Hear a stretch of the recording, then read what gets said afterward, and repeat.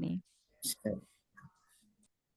Oke, Bapak Ibu guru yang saya hormati, Bismillahirrahmanirrahim. Selamat pagi. Selamat Selamat pagi. pagi. Oh, paginya. Selamat Selamat pagi. pagi, Ibu. Luar biasa. Halo. Terima kasih. Sehat ya, Bu? Baik, tunggu ya. Kalau gitu kita samakan Selamat pagi, ini Bu. Baik, terima kasih. Kita samakan ritme kita ya. Kalau saya bilang selamat pagi, nah, Bapak Ibu menjawabnya pagi, pagi, pagi gitu 3 kali ya. Siap. Itu Siap, Bu. adalah Luar biasa. itu adalah slogan kami ya, para penyuluh anti korupsi. Baik, kita mulai ya. Selamat pagi. Pagi, pagi, pagi. Luar Siap. Luar biasa.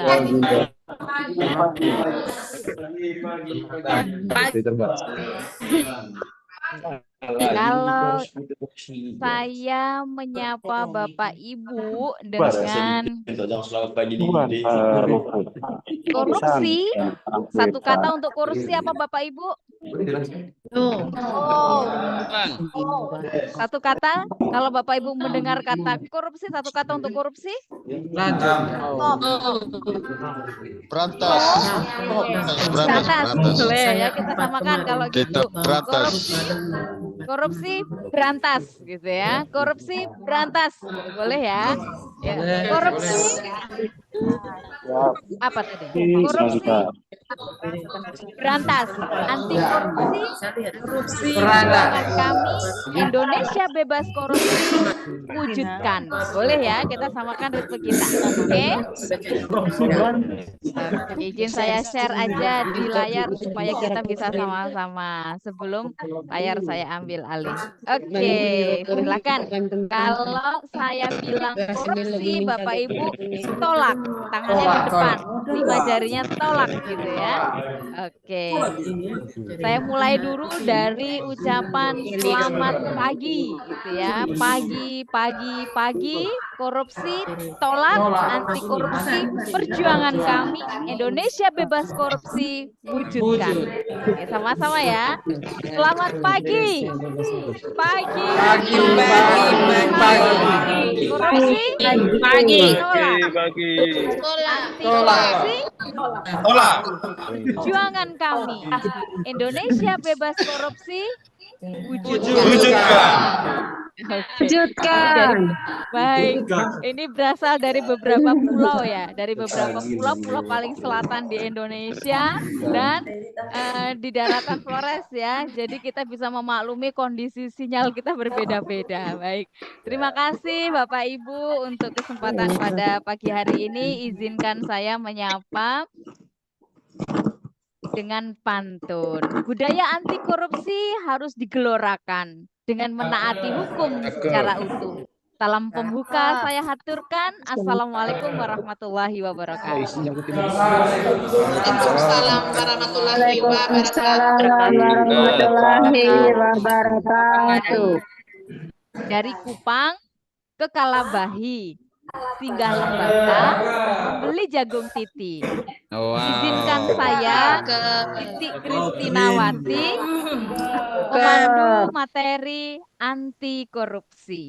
Mantap. Terima kasih Bapak Ibu, saya sudah memperkenalkan diri. Nama saya Titi Kristinawati, saya berasal dari Surabaya. Saat ini saya adalah Widya Iswara Ahli Madya pada BPSDMD Provinsi Nusa Tenggara Timur. Baik, sebelum saya melanjutkan ke materi inti, saya mau mengajak Bapak Ibu untuk melakukan pretest. Pretestnya tidak banyak, ya. Saya akan membagikan link di Zoom chat kita dan Bapak Ibu bisa mengklik link tersebut dan silakan menjawab. Ini pakai kuisis, ya. Di layar Bapak Ibu ada kita akan bermain ya dengan kuisis.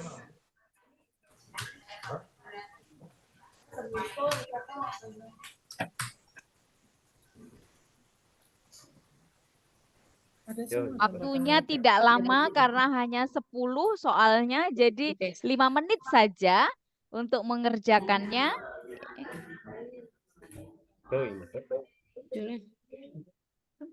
Silahkan di chat sudah ada link kuisisnya.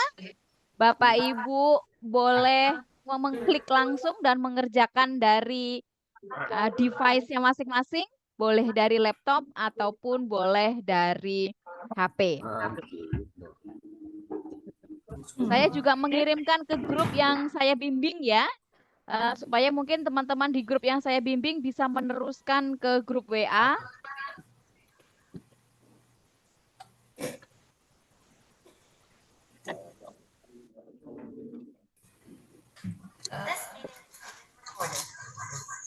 Oke, silakan.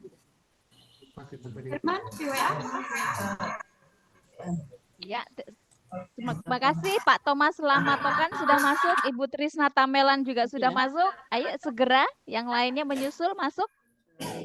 Baik, Pak Eduardus Sensi juga sudah masuk. Tidak punya dengan Google saja kok. Google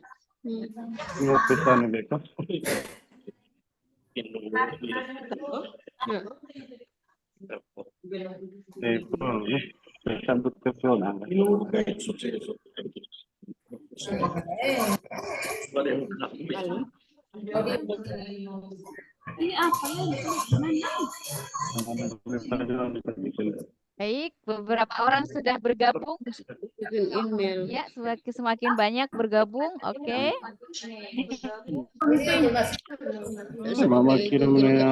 Continue with apa? Masih lagi menu kelak-kelak apa? With it apa? HP.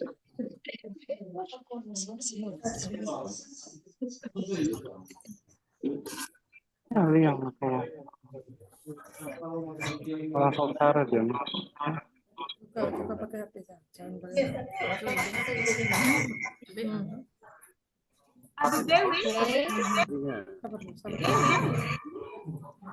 Delapan orang, 18, 19 partisipan, 20 partisipan sudah bergabung. Segera yang lainnya menyusul.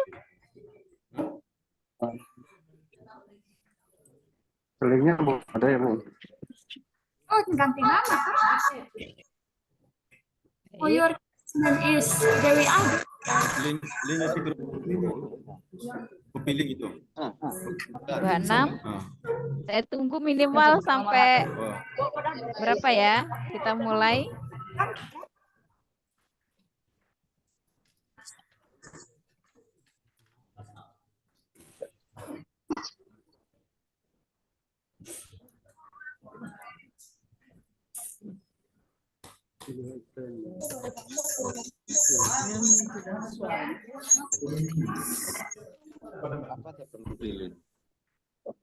Pilih yang mana nih? Kode gamenya apa? Oh, klik aja link yang dibagikan, Pak. Ada di grup chat, Pak Guru. Nah, klik saja link yang ada di chat. Atau teman-teman tolong, teman-teman yang saya bimbing di kelompok 12, bagikan link yang tadi saya bagikan di grup ke grup besar. Ya, teman-teman ada kelompok grup besarnya. Kalau mau pakai kode juga boleh dari Google, Bapak Ibu ketik quizzes, baru kemudian join game, masukkan 367707.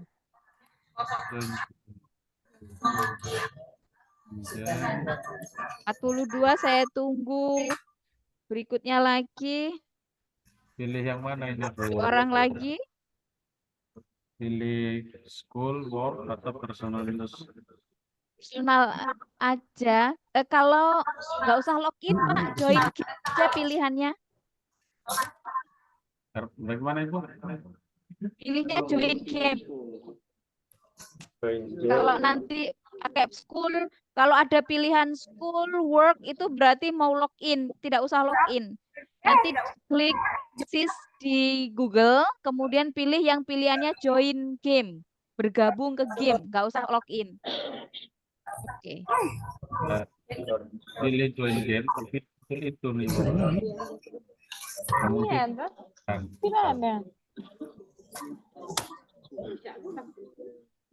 nanti kan join game, Tapi yang munculnya 3 pilihan itu school, work, dengan personal use.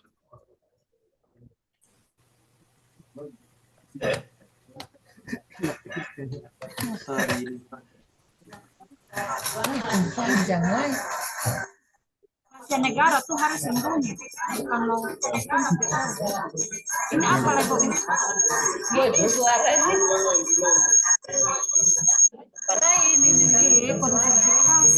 Kita verifikasi di Pak.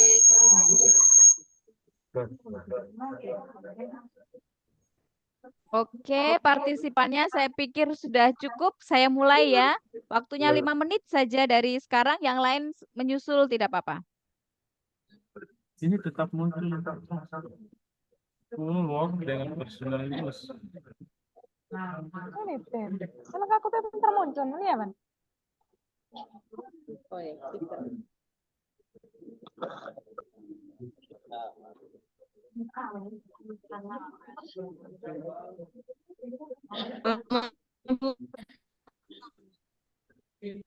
Apa ini?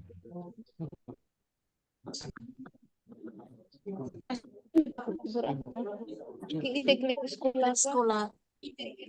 Tergantung. Halo?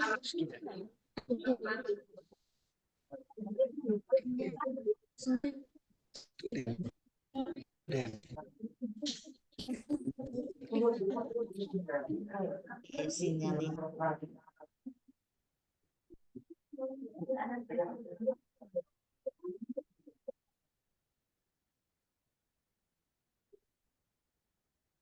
Halo, itu teh. Oh, tidak.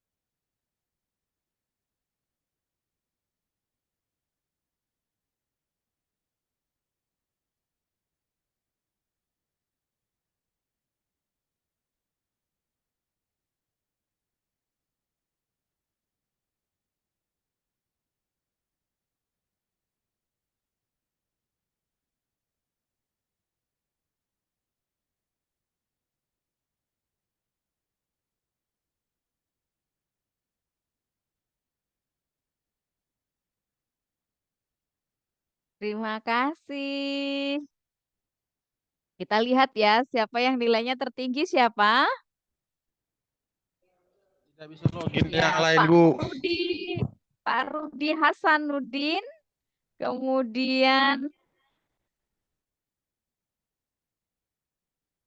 Pak Edwardus dan Pak Heribertus. Oke, tepuk tangan ya, yang mana ya orangnya? Boleh bersuara kah?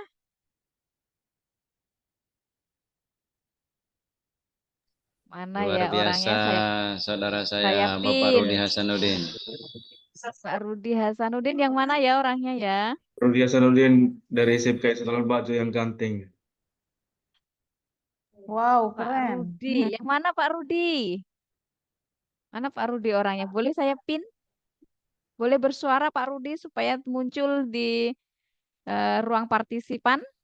Ayo Pak Ustadz.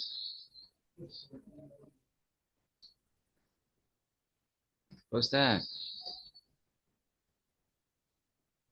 Banyak korupsi itu. Jaringannya kurang bagus, Bu. Oh, sinyalnya beliau kurang bagus. Oke, enggak apa-apa. Baik, terima kasih Bapak Ibu atas partisipasinya. Dan kita akan mengulasnya ya, karena ternyata masih banyak sekali yang salah ya dari jawaban yang disampaikan. Dan kita akan coba mengulas satu persatu.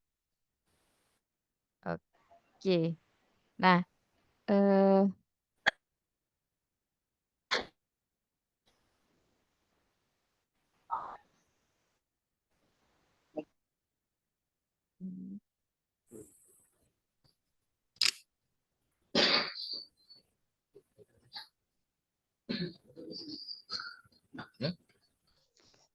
Ada sus, apa itu?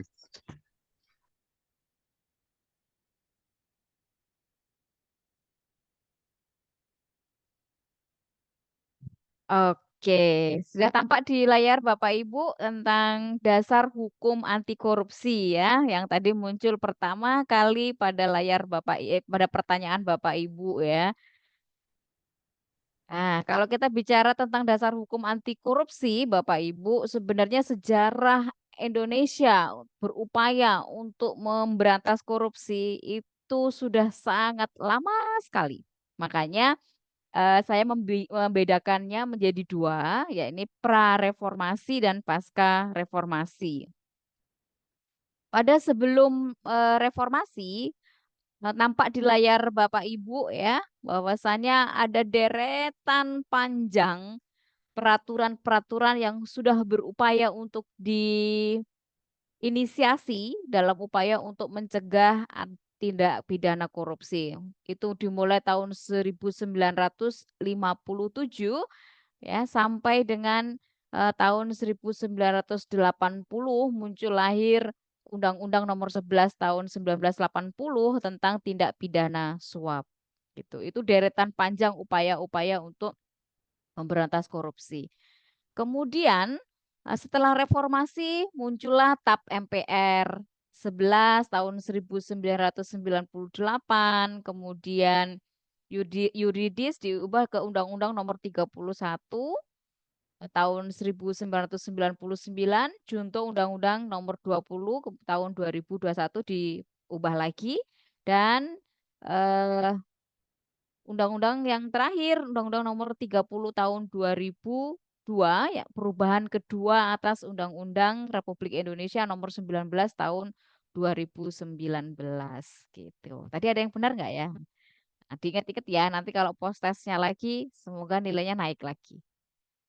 Jadi setelah pasca reformasi ada 3 undang-undang yang muncul, dan yang terakhir adalah perubahan pada undang-undang diubah ke Undang-Undang 30 tahun 2002 tentang eh, pemberantasan korupsi. Nah, kalau dilihat dari konsepnya, apa sih sebenarnya korupsi itu gitu ya. Jadi, apa itu korupsi Bapak Ibu? Apa? Kalau Bapak Ibu mendengar kata korupsi, apa sih yang muncul di benak Bapak Ibu?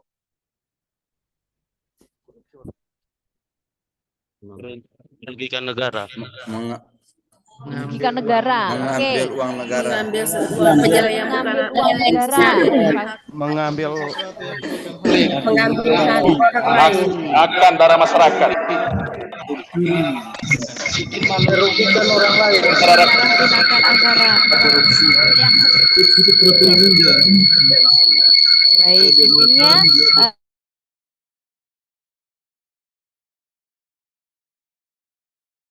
Mencuri.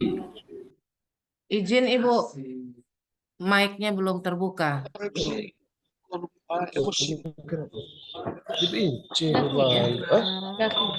baik, terima kasih.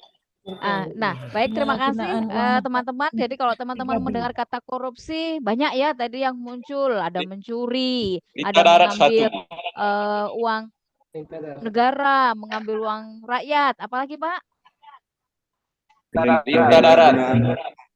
Lintah darat katanya. Baik. Jadi kalau kita membahas tentang baik, terima kasih. Penyalahgunaan uang negara. Penyalahgunaan, baik. Jadi kalau kita membahas korupsi secara konseptual, akan saya sampaikan beberapa konsepnya, itu ya. Nanti akan dimulai dari pengertian korupsi secara harafiah, ya. Kemudian menurut Robert Klitgard yang kemudian melahirkan satu konsep tentang korupsi dan akar-akarnya, kemudian dari UNCAC dan secara yuridis gitu. Nah, kalau secara harafiah, kalau kita bicara korupsi berasal dari kata corruptio yang artinya busuk begitu.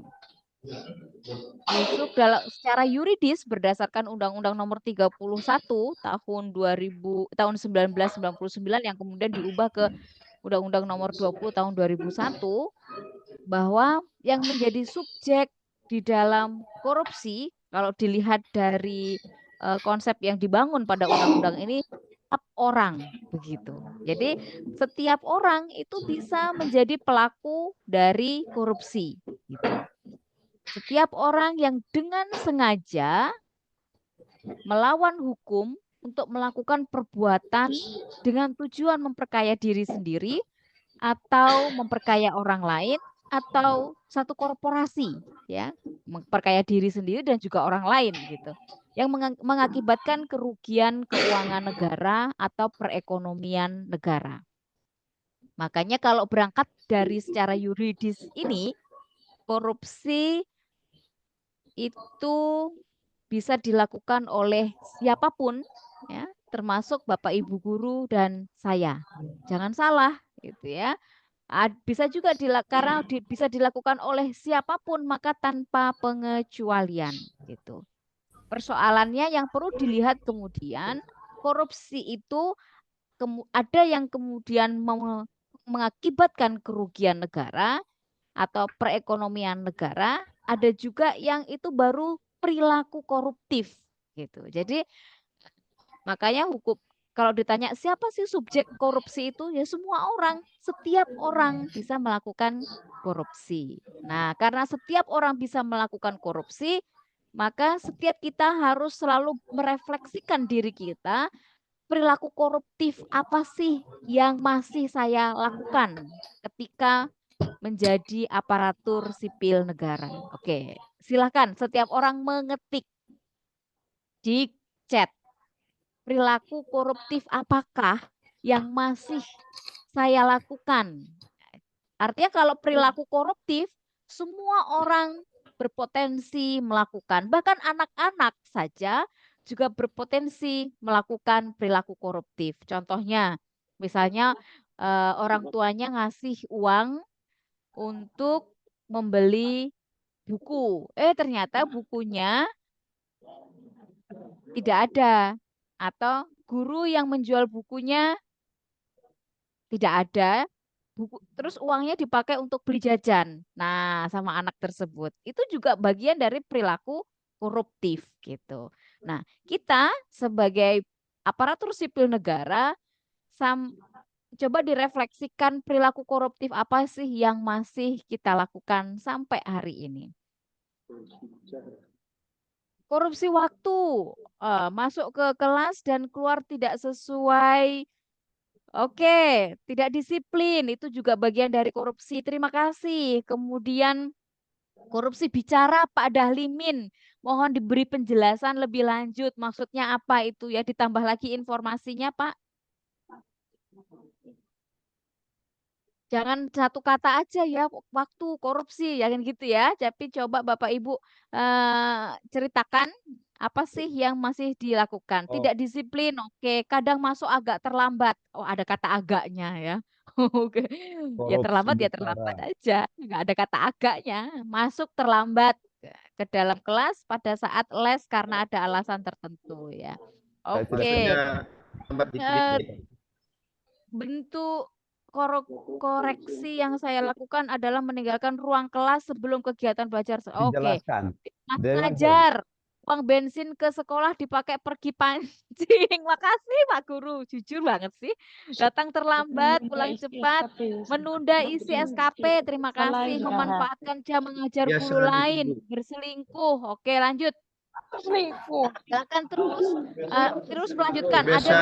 Pergi mancing. Ada 227 partisipan, maka akan ada 227 jawaban. Saya akan memantau korupsi uang milik istri. Oke, korupsi uang kembalian belanja. Oke. Uang beli bensin dipakai beli rokok. Oke, macam-macam ya. Uang belanja istri dipakai untuk beli rokok. Korupsi tempat. Nah, itu apa Pak Firminus? Apa itu korupsi tempat? Tadi yang korupsi bicara juga mohon untuk diberikan penjelasan. Bahaya ini dikejar ini. Ini akan kelihatan ini yang tidak mengisi ya. Nama-namanya tidak. Jadi menggunakan barang sekolah untuk kepentingan pribadi. Terima kasih. Lanjut. Korupsi yaitu asal omong, asmon, ngomong sedikit bertindak. Oh, ngomongnya banyak, sedikit tindakan maksudnya. Gitu kah, Pak? Siapa ini? Ya betul. Kurang lebih begitu Ini Ibu. Pak Paulus. Ini jawabannya Pak Paulus, tapi jawabannya Pak Firminus belum muncul penjelasan lebih lanjut. Oke, baik. Terima kasih banyak Bapak Ibu ya atas kejujuran benar. Apa yang Bapak Ibu sampaikan semuanya benar ya. Itu adalah perilaku koruptif yang masih kita lakukan ya, masih kita lakukan dan masih banyak lagi. Manakala itu dibiarkan bertumbuh, kita memberikan pemakluman pada hal-hal kecil yang kita lakukan, maka ketika kita melakukan dosa yang besar gitu ya, seolah-olah yang kecil aja juga nggak apa-apa kok gitu ya. Jadi kecil-kecil terbiasa, akhirnya tanpa kita sadari melakukan dosa besar pun dalam hal koruptif, akhirnya menjadi hal yang biasa untuk dilakukan. Oke, ada nggak yang ini berbuat tidak adil, misalnya terhadap muridnya, ada murid yang disayangi banget anak emas gitu ya, nilainya dikasih bagus misalnya, yang lain yang bukan anak emasnya ya udah biasa aja, nggak di markup nilainya, nggak dikatrol, jujur. Korupsi jabatan itu apa maksudnya, Pak Budiman, Pak Virgilius Budiman? Pak Chandra, istri korupsi uang suami ketika menemukan uang di saku suami saat mencuci pakaian nggak dikembaliin ya Pak, ya nggak diserahin Pak, tadi aku dapat uangku loh gitu ya. Oke, baik, makasih ya. Itu adalah terima kasih, pokoknya yang belum mengetik terus mengetik, saya akan saya akan save, jadi akan nampak siapa yang belum mengisi. Nggak boleh ngambil dari orang lain punya ide, tapi refleksi dari diri masing-masing ya Bapak Ibu. Oke, baik, sambil saya melanjutkan. Robert Klitgaard, ini orangnya yang nampak di layar. Beliau menyampaikan bahwa korupsi itu adalah satu tingkah laku yang menyimpang dari tugas-tugas resmi jabatannya dalam negara, di mana untuk memperoleh keuntungan status atau uang yang menyangkut diri pribadi atau perorangan, keluarga dekat, kelompok sendiri, atau dengan melanggar aturan pelaksanaan yang menyangkut tingkah laku pribadi itu.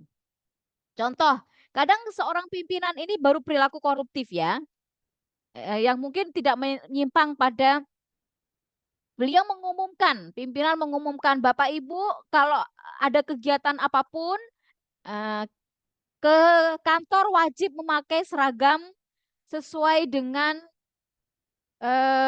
harinya gitu. Misalnya kalau hari Senin ya pakai baju kaki gitu ya kalau ASN misalnya. Kalau Bapak Ibu yang P3K juga sudah ada aturan untuk berpakaian diatur. Ternyata pimpinan juga memutuskan sendiri di luar misalnya tiba-tiba karena ada event tertentu di jam tertentu, misalnya eventnya jam 11 gitu. Padahal sudah diumumkan sendiri, kemudian pengumuman itu dibatalkan sendiri, kegiatannya jam 11, jadi dari pagi sudah berpakaian yang berbeda misalnya. Pakai pakaian untuk kegiatan yang jam 11. Nah, ini juga bagian dari perilaku koruptif. Kenapa dianggap perilaku yang koruptif? Karena melanggar aturan dari ketentuan yang sudah ditetapkan dalam berpakaian. Gitu. Misalnya lagi contoh yang lain dalam perilaku koruptif yang merugikan jelas misalnya pos anggaran sebenarnya digunakan untuk tertentu, untuk kebutuhan tertentu. Misalnya pos anggaran itu sudah diperuntukkan untuk pemeliharaan gedung atau untuk perbaikan sarana.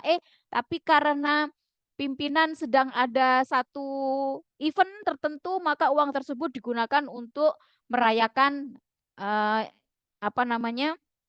merayakan kegiatan pimpinan dan pegawai yang lain diminta untuk tanda tangan. Nah, karena dianggap sebagai uang, misalnya nomenklaturnya uang rapat, makan minum rapat, padahal sebenarnya makan minum untuk ulang tahunnya pimpinan dan lain sebagainya. Nah, ini juga bagian dari ini bagian dari perilaku koruptif dan juga korupsi, bahkan yang contoh yang kedua yang saya sampaikan itu adalah korupsi karena dilakukan karena jabatannya gitu ya. Itu pengertian Robert Klitgard gitu.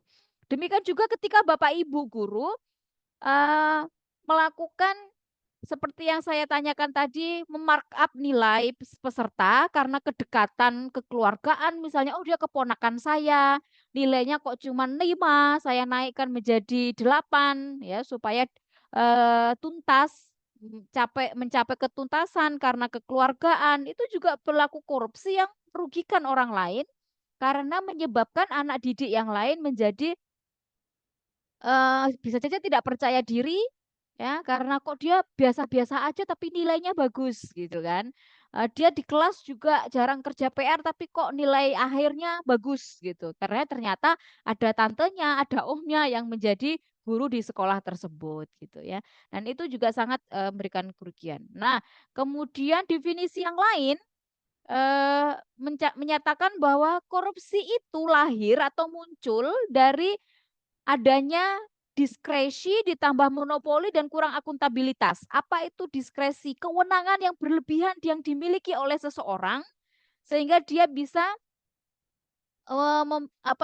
bisa dan berlebihan tanpa didukung oleh pertanggungjawaban yang jelas. Jadi korupsi itu muncul dari monopoli kekuasaan yang dipegang oleh seseorang dan seseorang itu memiliki kemerdekaan untuk bertindak atau berwenang ya dan tidak ada akuntabilitas atau pertanggungjawaban yang jelas. Orang lain tidak bisa memberikan koreksi, tidak boleh mengkritik, tidak boleh dan lain sebagainya. Itu awal dari korupsi ya. Itu penjelasan lebih lanjut oleh Robert Klitgard. Jadi Robert Klitgard itu memudahkan kita untuk mengingat dengan cara CDMA ya. C corruption lahir dari D discretion plus monopoly minus accountability gitu.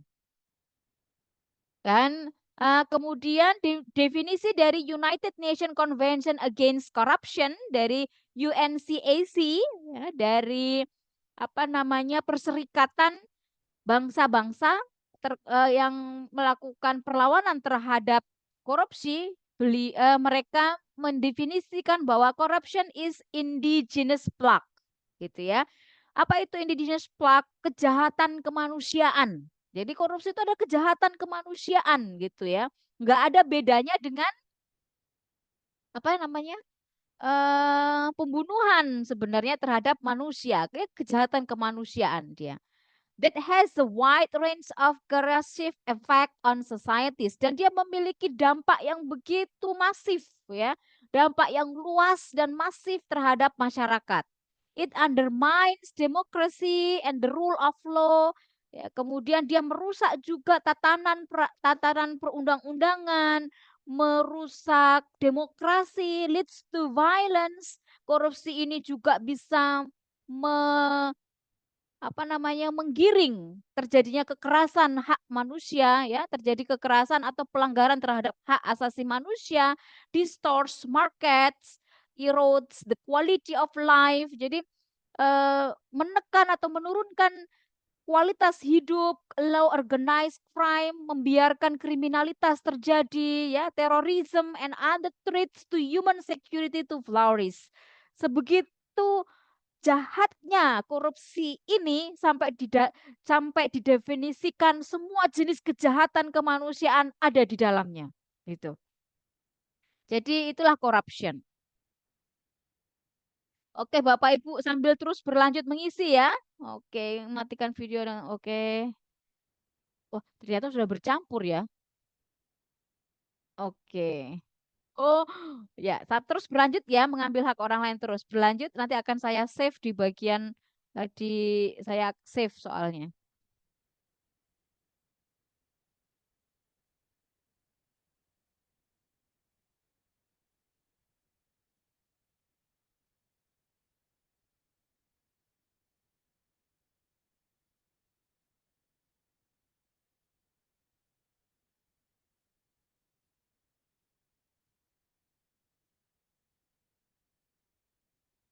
Oke.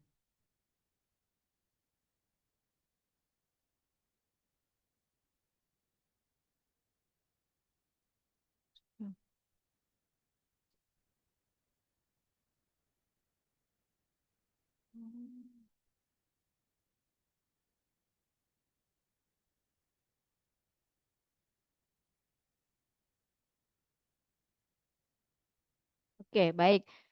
Saya save semua chatnya Bapak Ibu. Kemudian, jadi kalau saya boleh menyimpulkan dari beragam konsep tentang korupsi, maka sesungguhnya tindakan yang dilakukan oleh pejabat publik di mana mereka menyalahgunakan kepercayaan publik yang dikuasakan kepada mereka untuk mendapatkan keuntungan sepihak, gitu, yaitu korupsi. Ini bukan perilaku korupsi lagi, ini korupsi yang harus berhadapan dengan hukum, gitu, yakni tindakan yang dilakukan oleh pejabat publik, siapa saja pejabat publik itu, gitu ya. Siapa saja pejabat publik itu? Kalau di dalam pertanyaan saya tadi di kuisis yang pertama, apakah DPR juga pejabat publik atau pejabat negara? Iya, gitu ya. Kecuali pengurus koperasi yang bukan pejabat negara, gitu ya. Pejabat publik atau pegawai negeri, pegawai negara maksudnya, di mana mereka menyalahgunakan kepercayaan publik yang dikuasakan kepada mereka. Baik, untuk konsep saya berhenti di sini. Mungkin ada yang ingin bertanya, silakan membuka mikrofonnya, menanyakan di konsepnya, Bapak Ibu.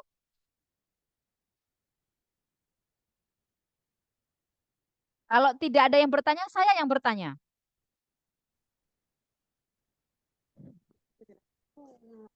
Ada yang bertanya, silakan. Saya ingin bertanya, Ibu. Oke, boleh, silakan Pak Guru. Apakah dengan misalnya kalau ada penerimaan pegawai atau penerimaan guru di sekolah tanpa seleksi karena ada orang dalam, apakah itu termasuk korupsi? Oh, jelas. Jelas sekali ya. Kenapa dia dianggap korupsi? Dan ada nilai-nilai anti korupsi nanti akan saya sampaikan di slide-slide berikutnya karena itu yang namanya nepotisme ya. Itu yang namanya nepotisme. Nepotisme itu rangkaian dari korupsi, kolusi dan nepotisme itu juga bagian dari korupsi karena bersikap tidak adil ya. Gitu. Jelas Pak Guru. Oke, contoh yang lain misalnya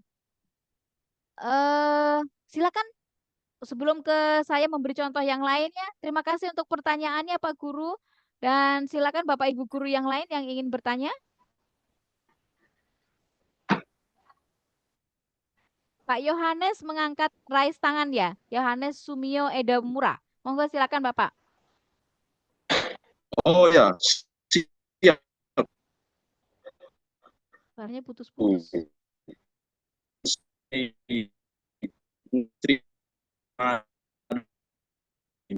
Iya, putus-putus. Kayaknya diketik aja ya kali ya, mungkin sinyalnya ya. Putus suaranya. Oh, putus-putus suaranya. Oh ya.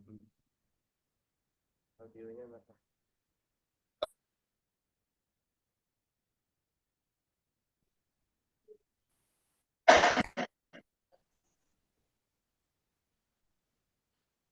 Oke, saya lanjut aja lagi ya. Sambil oh, ada yang di chat.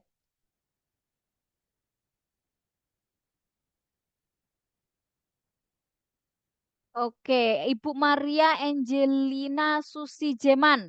Korupsi investif. Itu apa maksudnya, Bu? Boleh Ibu membuka Mungkin. suaranya? Mungkin insentif dari Oh, provinsi. insentif mungkin. Oh, oke, baik. Baik.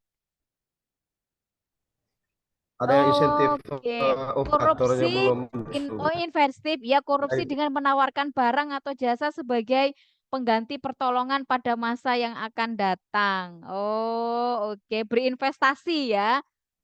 Dengan memberikan mungkin gratifikasi atau memberikan suap atau gratifikasi biasanya memberikan hadiah-hadiah yang tanpa disadari di suatu saat seseorang merasa berhutang budi kepada orang tersebut yang sudah memberi hadiah, maka dia tidak enak ya, tidak nyaman ketika memberikan penolakan padahal ajakannya atau permintaannya melanggar aturan gitu. Itu yang diceritakan oleh beliau.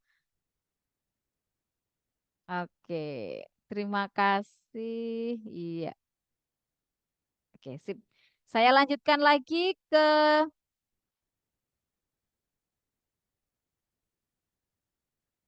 konsep sudah, maka kita akan lanjut ke pembahasan berikutnya tentang teori bagaimana korupsi itu bisa terjadi, gitu ya.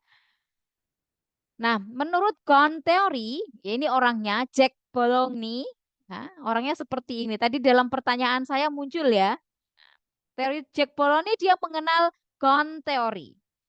Gon itu G-nya adalah greed, ya.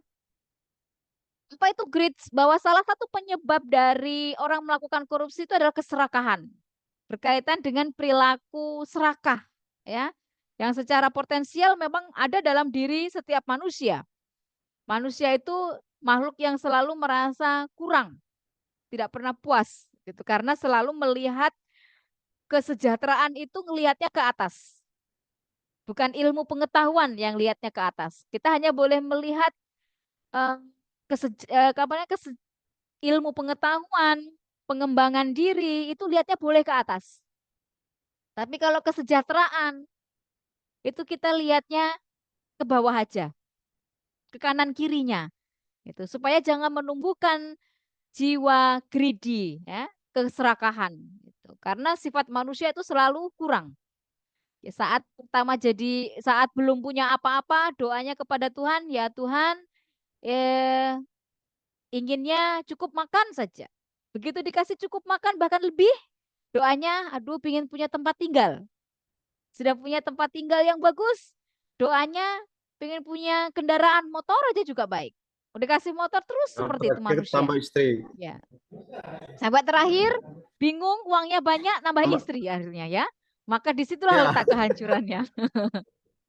Oke, nah itulah greediness manusia dan itu menjadi salah satu teori Jack Bologni, Con, G.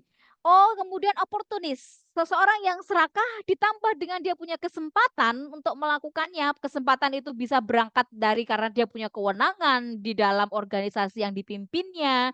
Atau dia punya kesempatan karena dia punya jabatan yang memang mengatur keuangan dan lain sebagainya. Sehingga itu membuka peluang bagi seseorang itu untuk berbuat kecurangan karena jabatannya gitu.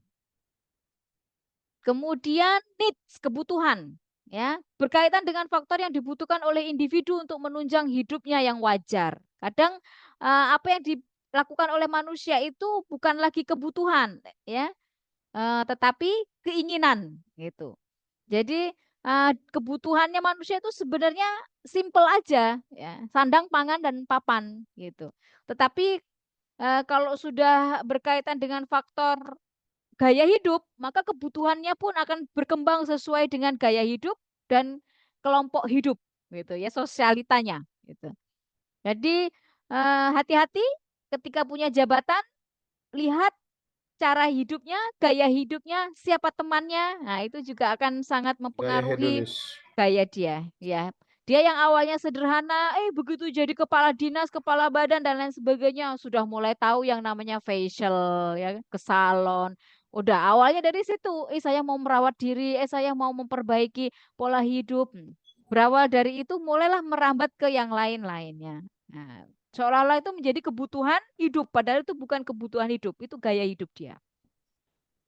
Kemudian exposure, pengungkapan berkaitan dengan tindakan atau konsekuensi yang dihadapi oleh pelaku kecurangan apabila pelaku diketemukan melakukan kecurangan. Itu Gon teori, ya, mengungkap. Jadi ini menjadi penyebab terjadinya korupsi. Teori yang lainnya yang menjadi penyebab dari korupsi bisa berangkat dari teorinya Donald Crazy, bukan crazy tapi crazy. Beliau mempunyai teori namanya Fraud Triangle. Segi tiga fraud. Fraud itu kacau, ya. Kekacauan fraud. Yang menyebabkan kekacauan. Ini orangnya, beliau orangnya, teorinya the triangle fraud. Apa saja? Ya, di sana ada opportunity, hampir mirip sih dengan teorinya Jack Gon tadi, Jack Bolong nih, yaitu Gon teori. Karena ada kesempatan, ya. Lack or end round of internal control. Kesempatan itu bisa muncul karena kontrol atau ya karena kontrol dari pengawasan dari baik internal maupun eksternal terlalu longgar. Itu juga bisa berpengaruh kepada terjadinya terjadinya korupsi gitu. Kemudian senior management not watching. Nah, itu sama aja ya, bahwa apa namanya? Bahwa terjadi pengawasan yang sangat longgar, ya. Jadi senior tidak melakukan atau pimpinan tidak melakukan pengawasan terhadap pegawainya secara ketat atau waskat. Pengawasan melekatnya tidak dilakukan dengan baik. Itu juga bisa menyebabkan terjadinya korupsi. Kemudian penyebabnya berikutnya lagi bisa karena motif atau pressure, ya. Ada motif, ya. Motif itu bisa karena tekanan, pressure, personal financial pressure. Oke, begitu dia menjadi pejabat, dia harus membayar hutang, hutang budi. Maksudnya ketika ada pencalonan kepala daerah, oke, mereka sudah membuat kesepakatan. Kalau saya jadi kepala daerah, saya angkat kamu jadi kepala dinas. Nanti kalau sudah jadi kepala dinas, jangan lupa bayar upeti, misalnya. Dalam bentuk apa? Apapun, gitu kan? Ada kepala daerah suka dugem, ya udah nanti kalau saya dugem kamu yang bayar, gitu.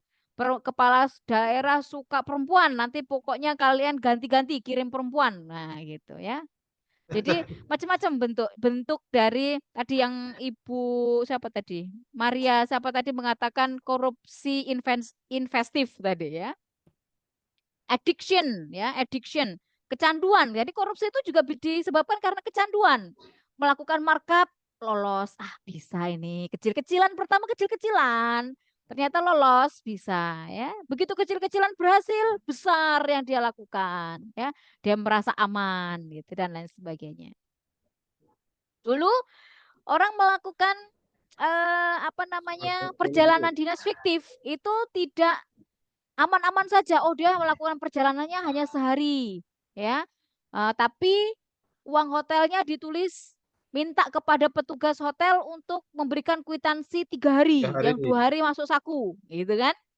Nah, itu dulu lepas, tapi sekarang diusut kembali untuk kasus hukum karena Sampai korupsi. sekarang Peraturan bisa mundur ke belakang. Tetapi kalau untuk yang peraturan yang lain tidak, ya.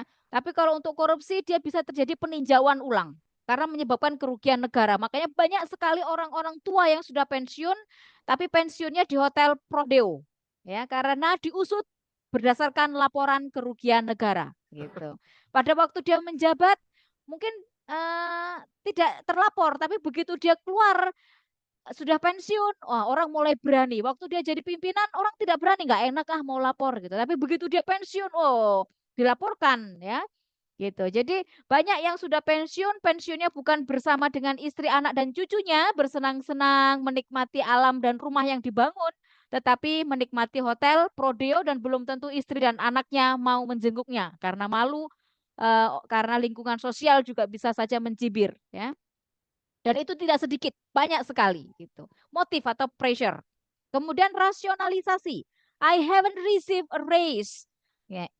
Atau kemudian it's only a loan. I will pay it back. Biasanya orang selalu untuk membenarkan tindakannya, orang selalu mengatakan, ah, kan saya pinjem, nanti kan saya kembaliin, gitu kan. Itu berdebat antara iblis dalam dirinya dengan malaikat dalam dirinya. Oh, ini uang bensin ada sisa, nggak usah, orang cuma sedikit aja, cuma 5.000 aja, gitu. Biar sudah saya pakai beli rokok, gitu.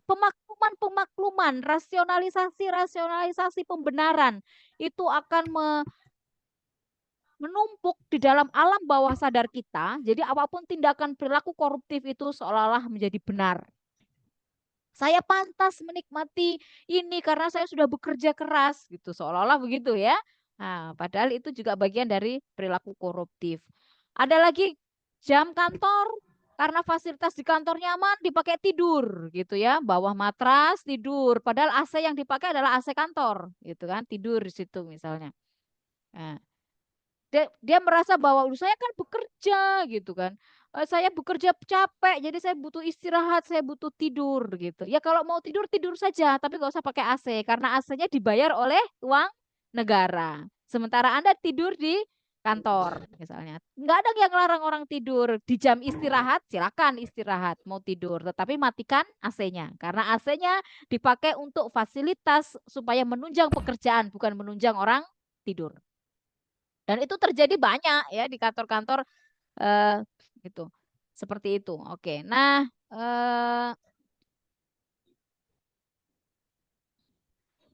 kemudian teori yang lainnya, yang teori-teori penyebab korupsi, teori cost benefit model namanya, ya. Menurut teori ini, korupsi terjadi jika manfaat korupsi yang didapat atau dirasa lebih besar daripada biaya atau resiko atau nilai manfaat bersih dari korupsi. Jadi hitung-hitungan gitu, ya.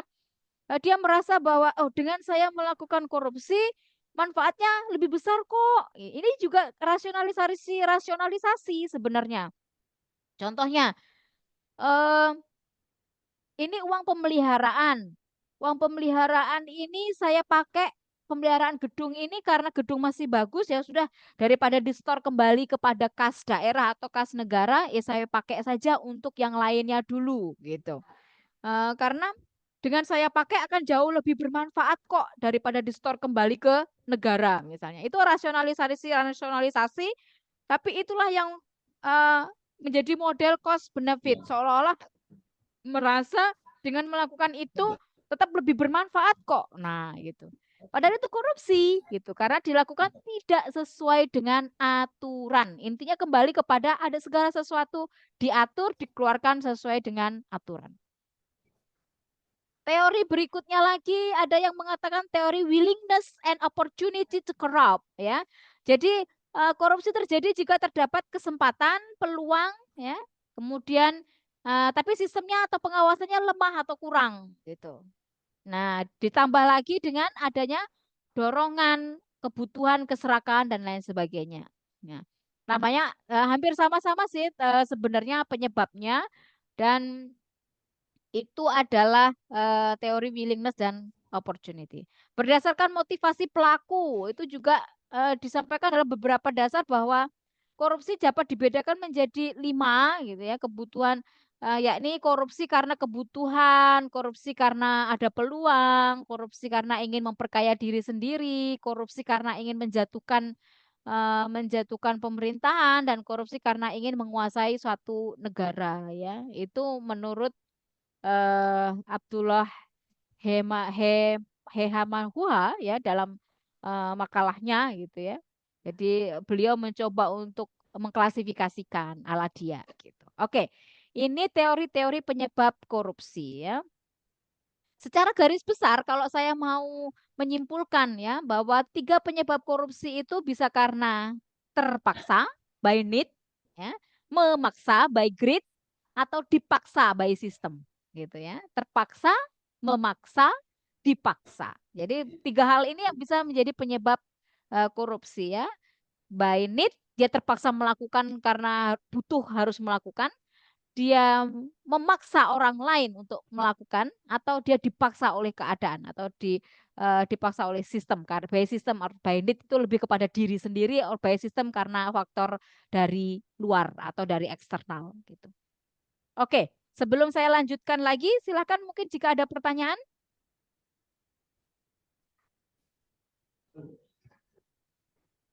Ada pertanyaan Bapak Ibu Guru? Seberapa efektif pengaruh undang-undang dan peraturan yang ada di Indonesia saat ini dalam mencegah dan memberantas korupsi? Jadi kalau untuk memberantas korupsi itu ada 3 cara ya Bapak Ibu, yakni dengan apa namanya? Kalau dalam kesehatan itu kan ada edukatif, preventif, edukatif, kuratif gitu kan? Ya, sama di dalam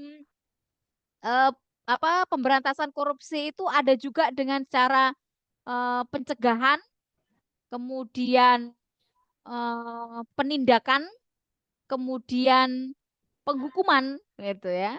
Pencegahan bisa dilakukan dengan cara apa? Apa yang saya lakukan hari ini adalah upaya pencegahan, Bapak Ibu. Ya, upaya yang saya lakukan untuk melakukan pencegahan terhadap korupsi, yakni dengan melakukan edukatif, ya, secara edukatif yaitu dengan penyuluhan, dengan sosialisasi, dengan membuat pantun-pantun anti korupsi, dengan melakukan kampanye-kampanye anti korupsi, itu pencegahan yang bisa dilakukan. Kemudian dengan melakukan tindakan, ya. Ketika sudah dicegah, kemudian sudah didampingi, tapi tetap melakukan korupsi, ya harus ditindak secara hukum, begitu. Seberapa efektifkah sebenarnya hukum itu, ya? Ini pertanyaan apatis atau pertanyaan optimis? Saya berharap ini pertanyaan optimis ya, walaupun pada faktanya di lapangan perjuangan untuk melawan korupsi masih terus harus dilakukan sampai saat ini. Karena kita sama-sama tahu dari media massa bahwasannya mereka yang melakukan korupsi juga rasanya masih menikmati fasilitas negara di dalam hotel Prodeo-nya gitu ya. Jadi apakah kemudian memberikan efek jera korupsi itu gitu kan? Sejauh ini bisa saja kembali kepada diri sebenarnya. Dia jera atau tidak jera. Ada yang setelah korupsi dan masih hidup ternyata saat keluar dia taubat gitu ya. Dan dia menjadi corong bagi pencegahan-pencegahan korupsi. Tapi ada yang setelah melakukan korupsi, hartanya semuanya disita oleh negara, itu bagian dari pelumpuhan, penumpulan ya sebenarnya. Nah, itu tapi begitu keluar ternyata asetnya yang lain juga masih banyak gitu kan dan lain sebagainya. Jadi negara berupaya untuk melakukan segala cara untuk melakukan pencegahan terhadap korupsi, tindakan terhadap korupsi dan penghukuman terhadap para pelaku korupsi gitu. Apakah peraturan itu efektif? Sejauh ini belum.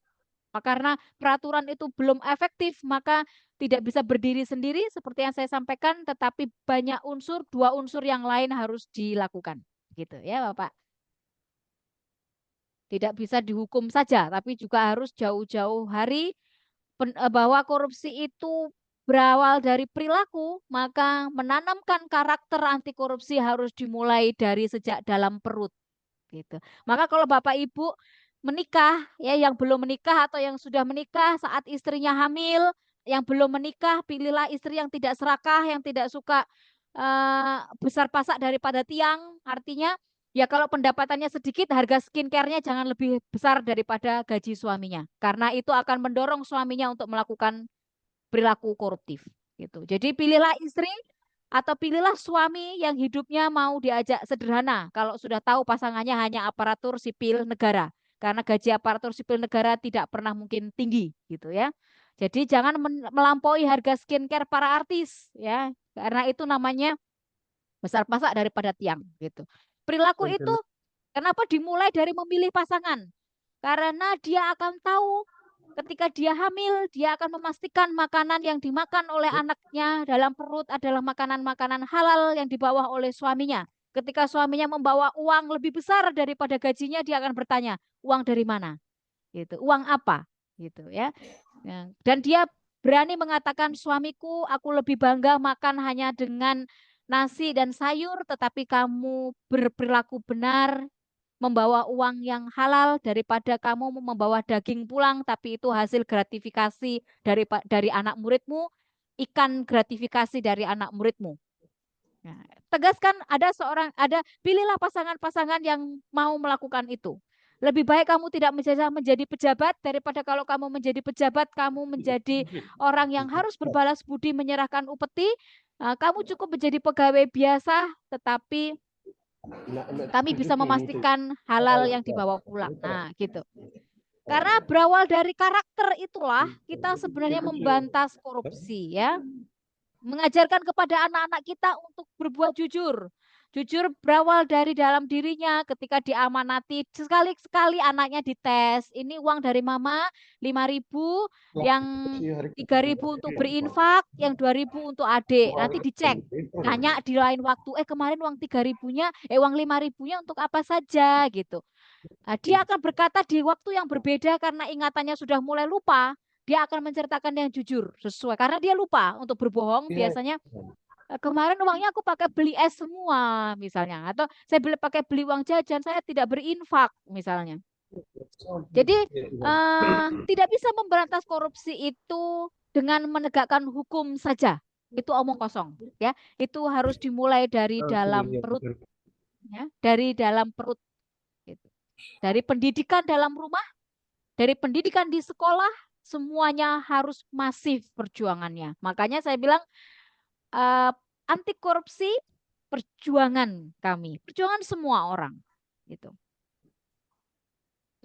Oke, kemudian ada pertanyaan bagaimana kalau misalnya Ibu izin bertanya kira-kira bagaimana cara membangun budaya anti korupsi di lingkungan masyarakat dan pemerintahan? Bagaimana cara menghadapi? Oh, banyak sekali pertanyaannya, dari mana aku harus menjawabnya? Bagaimana upaya untuk dilakukan supaya bagaimana bentuk pencegahan, kira-kira bagaimana upaya yang dilakukan supaya menghindar dari praktek korupsi di lingkungan sekolah? Kita sendiri punya rel, ya, setiap kita harus punya rel, punya batasan. Misalnya saya tahu mana yang boleh hak saya, mana yang tidak. Bagaimana supaya saya tidak ikut? Tidak ikut pasti akan menjadi musuh bersama. Siap tidak? Gitu aja, gitu ya. Misalnya, Ibu, ini ada nasi kotak, ada perayaan dari ulang tahun pimpinan. Silakan mengambil nasi kotaknya, terus tanda tangan. Kalau saya memilih untuk saya tidak ngambil nasi kotak, dan saya tidak mau tanda tangan. Kenapa Ibu tidak ngambil nasi kotak dan tidak mau tanda tangan? Karena saya tahu tidak ada pos anggaran di dalam DPA kantor kita untuk ulang tahun dan makan siang. Gitu.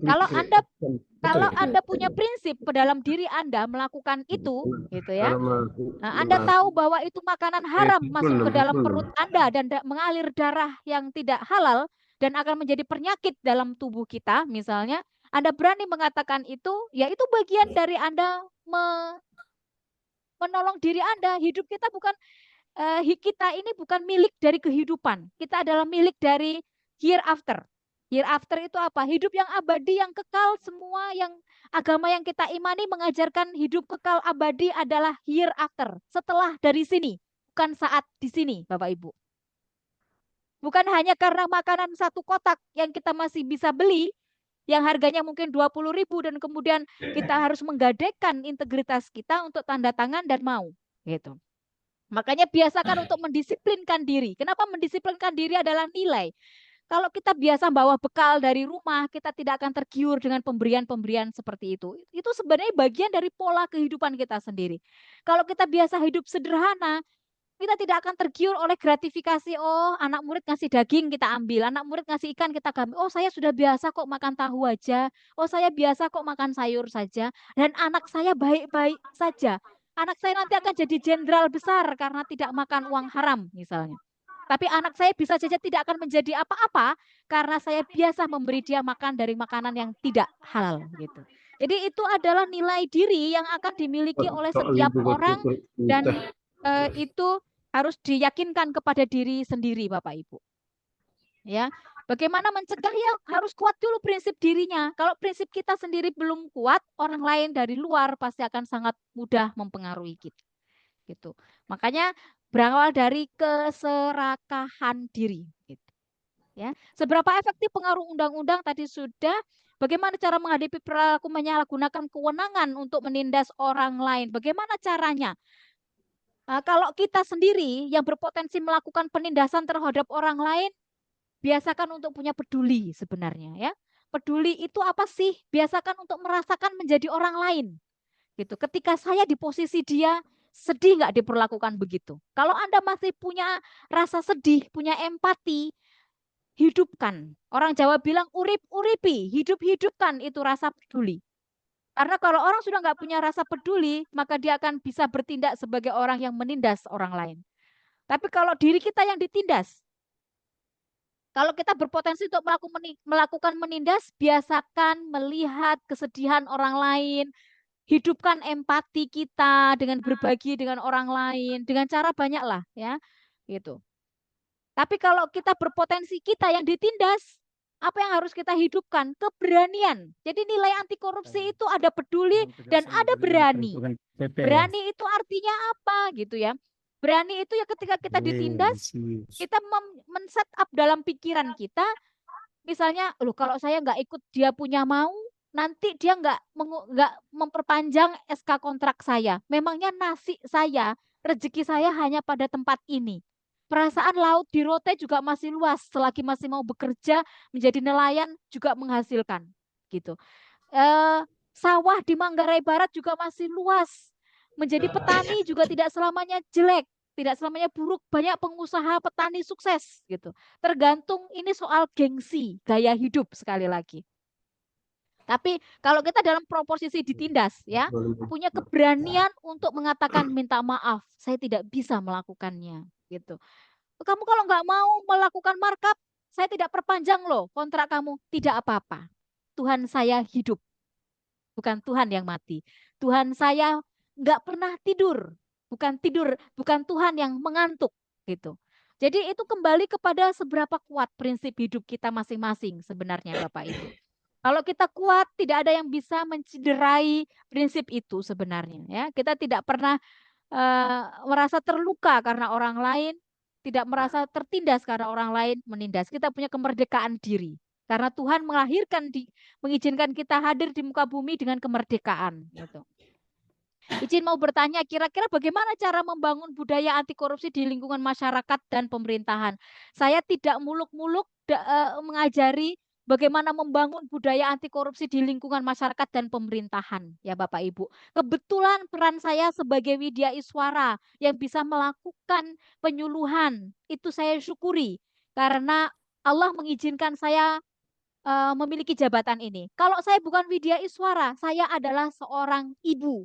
Saya adalah seorang istri, saya seorang ibu yang adalah guru dan teladan bagi anak saya. Gitu. Minimal ketika saya bisa menjadi teladan dan menjadi guru pertama bagi anak saya, kelak dia jadi pejabat, dia menjadi pejabat yang tidak melakukan korupsi. Membiasakan dia disiplin dari dirinya sendiri, biasakan dia berani mengatakan tidak kepada hal-hal yang menciderai hal kemanusiaan, biasakan dia untuk bertindak sesuai dengan aturan kehidupan. Itu yang apa saja Bu, kecil, hal-hal kecil. Misalnya, jangan membuang sampah sembarangan. Itu juga perilaku koruptif yang kadang kita abai. Nah, kita mulai dari dalam rumah kita sendiri, kita mulai dari dalam lingkungan terdekat kita sendiri. Membangun budaya anti korupsi dari orang terdekat kita, ya tentunya dari kita sendiri dulu, baru kemudian kita dari orang terdekat kita, Bapak Ibu. Gitu. Ya. Jadi saya tidak muluk-muluk membangun ke masyarakat, ke pemerintah. Dengan saya berhasil menjadi membangun budaya anti korupsi dari lini terendah, ya, yakni dari dalam rumah, saya sudah berkontribusi menyelamatkan bagian dari warga negara ini, walaupun cuma 3 orang, ya, karena kami cuma berempat di rumah, ya. Saya juga kebetulan anak tunggal, jadi saya tidak punya beban terlalu besar untuk melakukan, kalau kita bicara skop di luar rumah saya misalnya. Kewajiban saya adalah 2 anak saya mengingatkan suami saya, gitu. Itu yang bisa saya lakukan. Jadi kalau dengan jabatan saya, ya pastikan bahwa hal-hal yang sudah diatur itu tidak saya langgar, itu aja. Ya, tidak menerima pemberian dari peserta pelatihan, kemudian ya seperti yang saya contohkan tadi, ya, menggunakan fasilitas negara ya untuk urusan negara, untuk urusan berkinerja, di luar itu tidak, ya, dan lain sebagainya gitu. Bagaimana cara membedakan gratifikasi dan hadiah biasa? Untuk membedakan gratifikasi dan hadiah biasa, terima kasih untuk pertanyaan-pertanyaannya, karena memang tidak mungkin saya ulas semua materi. Jadi dengan Bapak Ibu bertanya, saya bisa menjawab, dan di situ ada konten-konten yang substansi-substansi yang bisa Bapak Ibu tangkap. Bagaimana saya bisa membedakan gratifikasi dengan hadiah biasa? Pertanyaannya, siapa saya? Sehingga saya menerima itu. Gitu.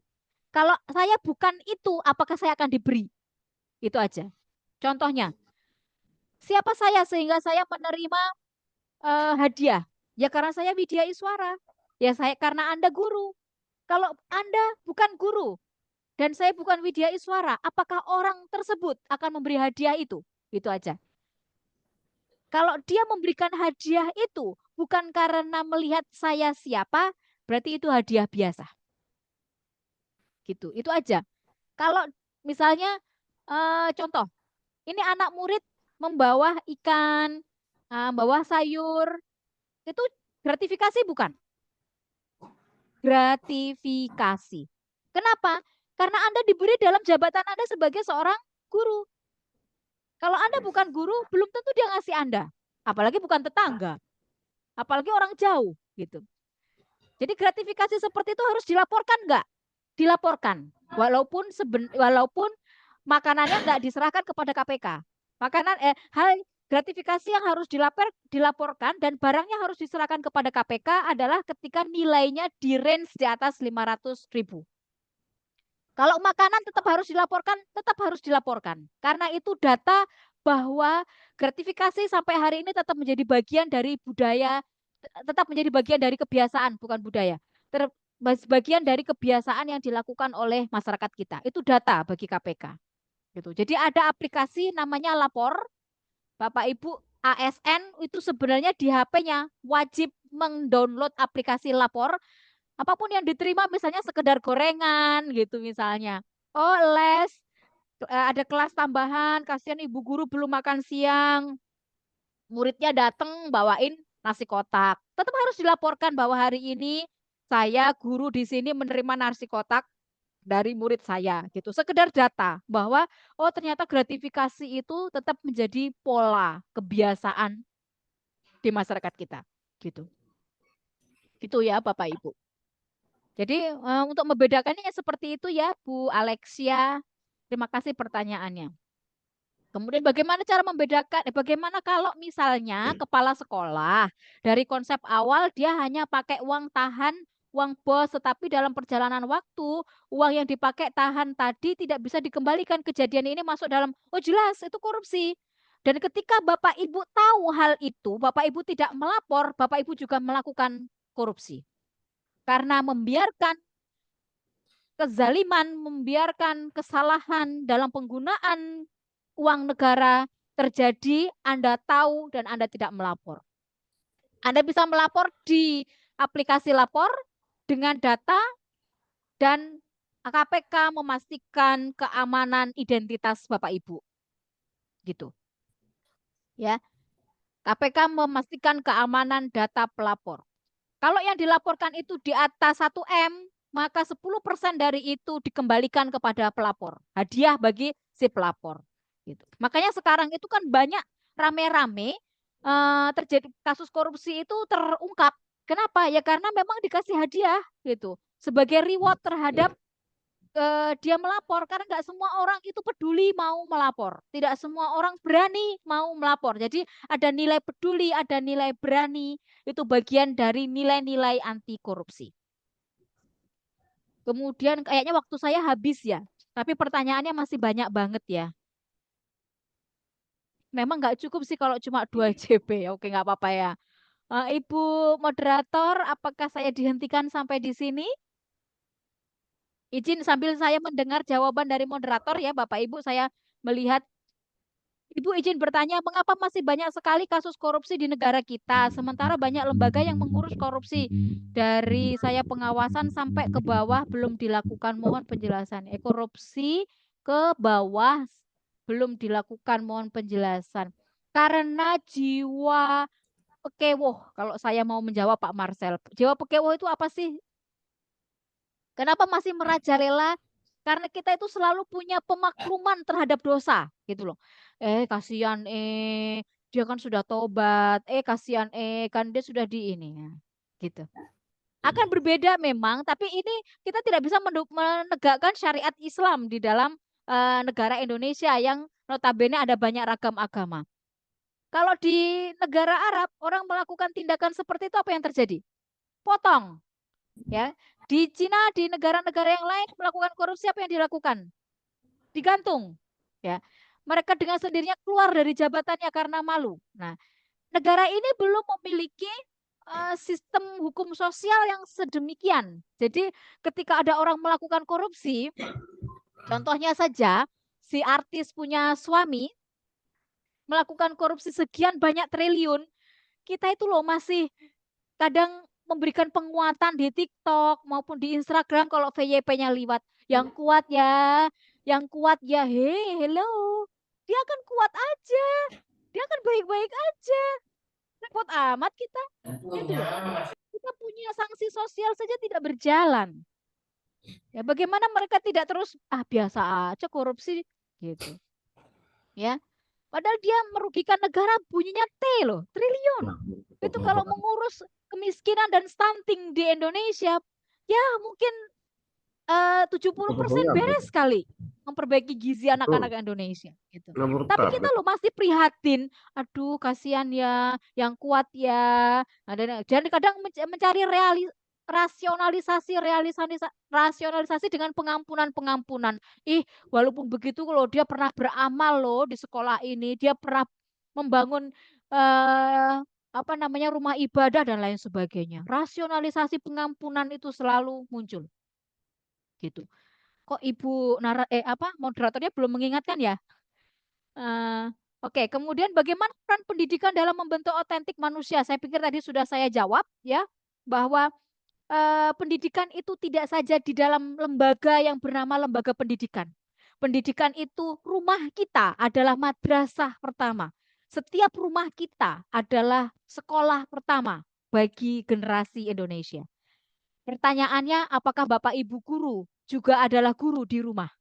Karena kebanyakan guru Anda yang berprofesi sebagai guru, dia guru di sekolah bagi anak orang lain, tetapi kadang karena sudah terlalu capek, dia lupa bahwa dia juga adalah seorang guru bagi anaknya, bagi istrinya, bagi suaminya. Pertanyaannya itu dijawab dulu. Kalau kita guru, maka orang Jawa bilang digugu lan ditiru. Ya, dicontoh perilakunya. Sudahkah saya bisa menjadi contoh? Kalau belum, mari bersama-sama memperbaiki diri untuk pantas menjadi contoh. Itu. Jika saya diberi, oke, baik. Sepertinya sudah ya. Habis ya waktunya ya? Ya, Ibu. Baik. Iya, oke, mohon maaf belum bisa terjawab semuanya. Saya bisa meninggalkan nomor HP jika mungkin masih ada yang ingin ditanyakan, boleh japri dengan senang hati ya. Nomor saya ada di grup chat, jadi Bapak Ibu bisa chat. Karena saya kalau ingin membalas pertanyaan-pertanyaan ini saya tidak tahu, kecuali yang saya bimbing baru saya tahu nomornya, yang tidak saya bimbing saya tidak tahu nomornya ya. Mungkin bisa menjapri pertanyaannya. Baik, nanti materinya saya share di eh, di sini, di chat di Zoom, dan nanti saya kirimkan, saya titipkan melalui kelompok 12 yang saya bimbing. Ya, oke.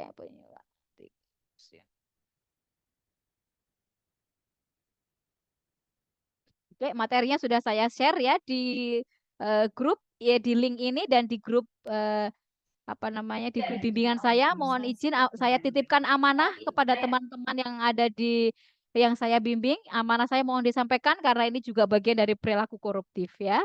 Jadi sampaikan amanah sesuai dengan titipan yang memberi. Mohon diteruskan untuk kiranya disampaikan kepada kelompok besar. Oke, mohon maaf sayang sekali tidak semua materi bisa saya sampaikan. Sebenarnya ada film-film yang saya juga sudah siapkan untuk kita bedah. Memang waktunya juga tidak cukup, tapi terima kasih Bapak Ibu untuk banyak pertanyaannya. Karena yang bertanya saya yakin dia resah.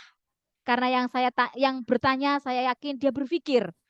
Karena yang bertanya saya yakin dia merefleksikan dalam dirinya bahwa bagaimana cara membentengi dirinya untuk minimal tidak melakukan perilaku koruptif. Terima kasih banyak Bapak Ibu untuk waktu dan kesempatannya berbagi di ruang ini. Kiranya ini bisa menjadi pemantik. Yang namanya pemantik ya hanya titik gitu aja ya. Selebihnya Bapak Ibu bisa belajar, mengembangkan diri, mengikuti forum-forum pengembangan diri terkait bagaimana membangun integritas diri kita masing-masing. Izin saya tadi mengawali dengan pantun, saya mengakhirinya juga dengan pantun. Mohon izin. Makan pagi, sarapan ikan teri, pepaya mentah, dicampur kopi. Mari terapkan nilai anti korupsi supaya negeri ini bebas korupsi. Terima kasih Bapak Ibu guru, sehat dan selalu kuat untuk menjaga negeri ini dari korupsi. Terima kasih. Terima kasih. Selamat pagi. Terima kasih. Pagi. Kita semua sampai Sukses ketemu selalu, lagi di lain Bu. kesempatan Ya. Ibu. Terima kasih Bu. Bisa berikan masukan? Masih pas Bapak. Waktunya sudah terbatas. Tidak, untuk Pak Moderator, bisa beri Ya. masukan. Saya dari Pak Ilyas ini ada masukan. Ya, Ya. Terima kasih Pak Moderator telah mendengarkan saya. bisa. Iya, ini hanya masukan kecil saja. Kalau boleh untuk Bapak Ibu materi memberikan jawaban itu, seksi jawaban itu, untuk memberikan jawaban tolong disingkat-singkat saja supaya teman-teman lain bisa peluang untuk jawab semua pertanyaannya. Begitu, beri jawaban yang singkat gitu, supaya tidak makan waktu. Ya, Ini masukan kami. Terima kasih. Saya kembali. terima kasih. Nanti kalau